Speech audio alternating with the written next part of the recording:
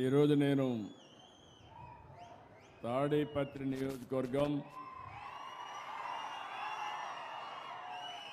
యాడికి మండలానికి వచ్చినప్పుడు అఖండ స్వాగతం పలికిన సోదరి సోదరమణులందరికీ నమస్కారాలు, అభినందనలు, శుభాభినందనలు. సభాధ్యక్షులు, స్థానిక శాసనసభ్యులు జేసీ అశ్మిత్ రెడ్డి గారు, యువకుడు, ఉత్సాహవంతుడు, వినూత్నమైన ఆలోచనలు ఉండే వ్యక్తి.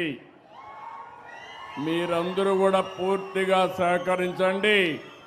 ఈ నియోజకవర్గాన్ని ఒక ఆదర్శ నియోజకవర్గంగా తయారు చేసే బాధ్యత అశ్మిత్ రెడ్డి గారిదని చెప్పి నేను మీ అందరికీ తెలియజేస్తున్నా.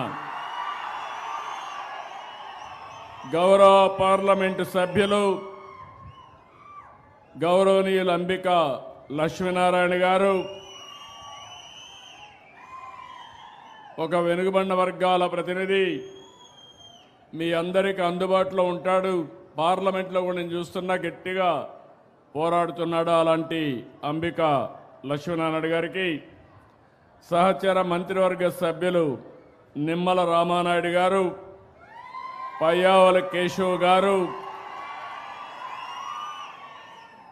ఇక్కడ ఉన్నటువంటి ఇరిగేషన్ డిపార్ట్మెంట్లో ఉన్నటువంటి ప్రశాంతి గారు, జిల్లా కలెక్టర్ గారు, ఈరోజు ఇక్కడ రైతుల తరపున గుర్రం రామాంజనేయులు గారు, రైతుల తరపున గులిపాడెం శివ నరసింహులు గారు, ఇంకొక పక్క గవర్నమెంట్ విప్పు కాలవ శ్రీనివాసులు గారు,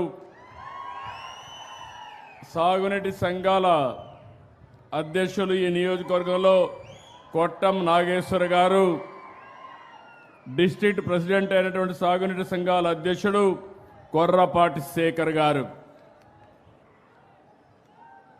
ఈరోజు ఇక్కడికి వచ్చిన మిత్రులందరికీ నేను ఈరోజు వచ్చిన ముఖ్యమైన కార్యక్రమం, అనంతపూర్ జిల్లా ఒకప్పుడు ఎట్లుంది, ఈరోజు ఎట్లుందో ఒకసారి గుర్తు చేసుకుంటే భవిష్యత్తు మన చేతుల్లో ఉంది. ఆ భవిష్యత్తుకు నాంది పలకడానికి, దీన్ని లాజికల్గా తీసుకుపోవడానికి నేను ఇక్కడికి వచ్చాను. ఈ సందర్భంగా ఈ కార్యక్రమానికి వచ్చిన ప్రజాప్రతినిధులు కూడా నమస్కారాలు, అధికార యంత్రాంగానికి నమస్కారాలు. ఒక మహోన్నతమైన లక్ష్యం, నీరు అనేది సర్వస్వం. అలాంటి నీటిని ఏ విధంగా సంరక్షించుకోవాలనడానికి ఈరోజు 100 రోజుల కార్యక్రమానికి శ్రీకారం చుడుతున్నాం. నీటి బొట్టు విలువ తెలిసిన వాడిగా దశాబ్దాలుగా పనిచేస్తున్నా, నీటి భద్రత కోసం పనిచేస్తున్నా. ఈ అనంతపూర్లో మీరు చూస్తే నేను ఎప్పుడూ చెప్పేవాడిని, పరిగెత్తే నీటిని నడిపించాలి, నడిచే నీటిని నిలబెట్టాలి, నిలబడిన నీటిని భూగర్భ జలాలుగా మార్చాలి, భూమిని ఒక జలాశయంగా చేసుకోవాలి. ఎక్కడ జలాశయాలుంటే ఆ జలాశయాలన్నీ కూడా పూర్తిగా నింపే బాధ్యత తీసుకోవాలి. ఇది ఈరోజు చెప్పిన మాట కాదు. నేను 3 దశాబ్దాలుగా మన నాయకుడు నందమూరి తారక రామారావు గారు ఈ జిల్లాకు న్యాయం చేశాడంటే ఆ రోజు ఆయన చూపించిన చొరవ. అందుకని ఒకప్పుడు ఇంకుడు గుంతలు ప్రారంభించాం, చెక్ డ్యాములు కట్టాం, తుంపర్ల సేద్యానికి ప్రాధాన్యత ఇచ్చాం, సూక్ష్మ సేద్యం తీసుకొచ్చాం, రెయిన్ గన్లు కూడా పెట్టాం. అనేక ప్రయత్నాలు చేసి ఆ రోజు మనం ముందుకు పోయాం. పంట కుంటలు తవ్వించాం, కాలువల పుడికి తీసాం, చెరువుల్లో మట్టి తీసి ఒండ్రు మట్టి పొలాలకు తీసుకుపోయి ఆ చెరువులు కూడా నీళ్లు పెంచడానికి మనం ప్రయత్నం చేశాం. ఎన్టీఆర్ జలసిరి తీసుకొచ్చాం, ట్రెంచెలు కొట్టాం, నీరు చెట్టు అన్నాం, నీరు మీరన్నాం, నీరు ప్రగతి అనే కార్యక్రమం తీసుకొచ్చి అనేక విధాలుగా మీకు దగ్గరకు వచ్చాం. నేను ఒకే విషయం మీరు గుర్తుపెట్టుకోవాల్సింది, 1997లో సాగునీటి సంఘాలు తీసుకొచ్చాం. ఎందుకంటే ఎక్కడికక్కడ స్టేక్ హోల్డర్స్ ఇన్వాల్వ్మెంట్ ఉండాలి, భాగస్వామ్యం ఉండాలి. రైతుల్లోనే సాగునీటి సంఘాలను ఏర్పాటు చేసి మీకందరికీ నీరిచ్చే బాధ్యత ఆ రోజు నుంచే ప్రారంభించాం. రైతులు కూడా మీరు ఆలోచించుకోవాలి. ఇప్పుడే ఇక్కడ ఒక రైతు చెప్పాడు, ఒకప్పుడైతే నేను వచ్చేవాడిని అనంతపూర్కి.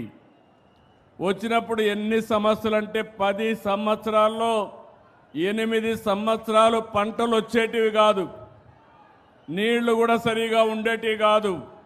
ఒకసారి అందరూ అడిగారు, కనీసం వేరుశనగ పంట వేస్తున్నాం, మాకు ఇబ్బందులు ఉన్నాయి, కనీసం ఇన్పుట్ సబ్సిడీ ఇవ్వండి, కనీసం పెట్టుబడి ఖర్చులు విత్తనాలకన్నా ఇచ్చే బాధ్యత తీసుకోమంటే మొట్టమొదటిసారిగా ఇన్పుట్ సబ్సిడీ ప్రారంభించింది ఈ అనంతపూర్ జిల్లా నుంచి అని చెప్పి మరొకసారి మీ అందరికీ తెలియజేస్తున్నాను.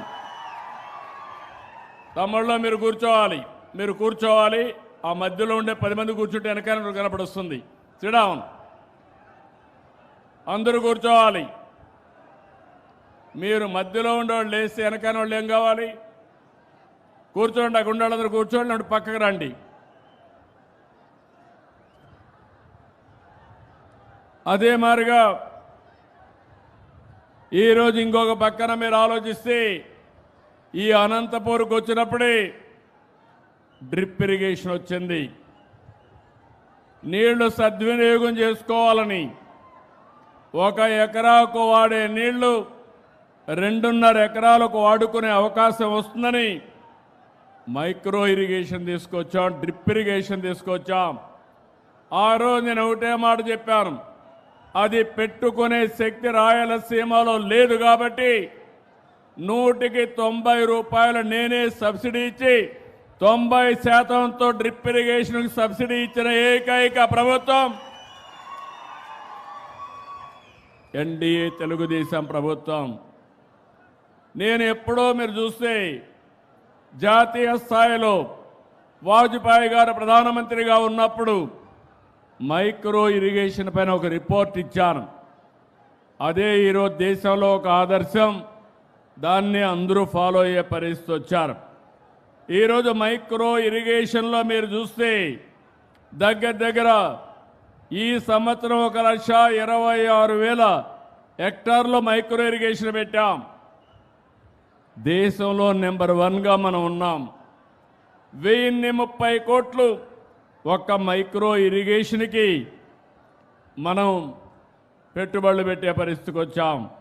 ఇంకో పక్క మీరు చూస్తే హార్టికల్చర్,